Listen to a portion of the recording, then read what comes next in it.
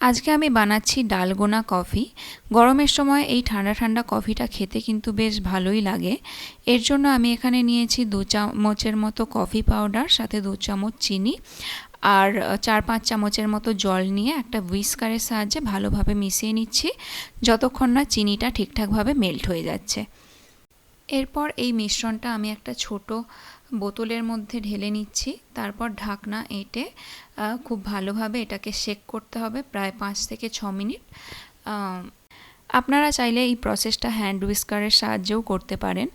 আমি ভিডিওতে এইভাবে দেখেছিলাম, সহজ বলেই মনে হয়েছে, তাই এইভাবেই করছি।